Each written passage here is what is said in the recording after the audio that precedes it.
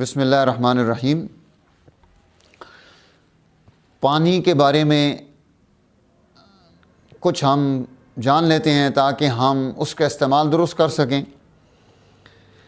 یعنی بارش کا پانی، چشمے کا پانی، کنویں کا پانی، ندی ہے، سمندر ہے، برف پگھل کر اس کا پانی بنا ہے، تالاب بڑا ہے اور اس میں پانی موجود ہے، حوض ہے اس میں پانی ہے، ان تمام پانیوں سے آپ وضو بھی کر سکتے ہیں اور غسل بھی کر سکتے ہیں۔ اور جس پانی کا رنگ بدل جائے، بو بدل جائے، مزہ بدل جائے، تو اس پانی سے وضو کرنا اب درست نہیں ہے۔ اسی طرح کسی پھل یا درخت کو نچوڑ کر اس کا پانی نکالا گیا تو اس سے بھی وضو جائز نہیں ہے، غسل جائز نہیں ہے۔ اور کوئی شوربہ ہے دال وغیرہ کا، اس سے پانی میں ڈال کر اس کا رنگ بدل گیا تو اس سے بھی وضو جائز نہیں ہے۔ اسی طرح جتنے عرقیات ہیں، جس طرح ہم القریش دواخانے میں بھی عرق بناتے ہیں، گلاب کا عرق ہے، سونف کا عرق ہے، چورکا بنتا ہے، وہ نظر تو پانی کی طرح آتا ہے لیکن اس میں خاص قسم کا ذائقہ ہوتا ہے۔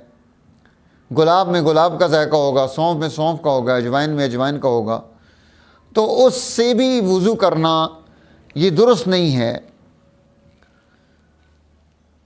اور جو پانی گاڑھا ہو جاتا ہے، اس گاڑھے پانی سے بھی وضو نہیں کیا جا سکتا۔ اگر پانی میں کوئی ناپاک چیز گر گئی ہے اور وہ پانی قلیل ہے تو اس سے بھی وضو کرنا جائز نہیں ہے۔ جس میں نجاست کا اثر غالب ہو جائے تو اس سے بھی وضو کرنا جائز نہیں ہے۔ اگر کوئی جانور حرام ہے اور اس حرام جانور کا جھوٹا ہے تو اس سے بھی آپ وضو نہیں کر سکتے، غسل نہیں کر سکتے۔ مائع مستعمل، جو پانی استعمال ہو گیا وضو میں، اس پانی سے اب دوبارہ آپ وضو نہیں کر سکتے ہیں۔ اگر وہ پانی پاک بھی ہو تو مطہر نہیں ہے، یعنی وہ پاک کر نہیں سکتا، اس کے اندر اب پاک کرنے کی صلاحیت اور استعداد ختم ہو گئی ہے۔ کتا ہے، خنزیر ہے، شکاری جو جانور ہیں، ان کا جو جھوٹا پانی ہے یہ ناپاک ہوتا ہے، آپ اس سے بھی وضو نہیں کر سکتے، نہ غسل کر سکتے ہیں۔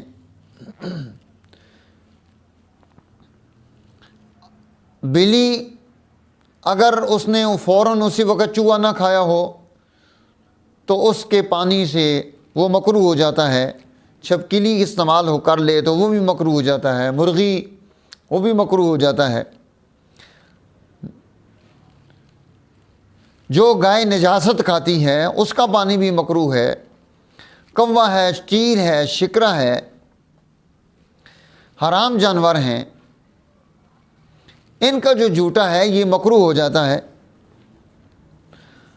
اور حلال جانور اور انسان، اس کا جھوٹا جو ہے یہ پاک رہتا ہے، جیسے گائے، بکری، کبوتر، فاختہ، چڑیا، گھوڑا، ان تمام کا پانی جو ہے ہم استعمال کر سکتے ہیں۔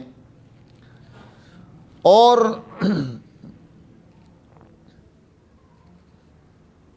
جو پانی دریا کا ہے، ندی کا ہے اور وہ بہہ رہا ہے، اس میں اگر نجاست گر جائے اور وہ نجاست چلتی جائے تو اس سے آپ وضو کر سکتے ہیں، اس سے غسل کر سکتے ہیں، وہ ناپاک نہیں ہوتا، وہ پاک رہتا ہے۔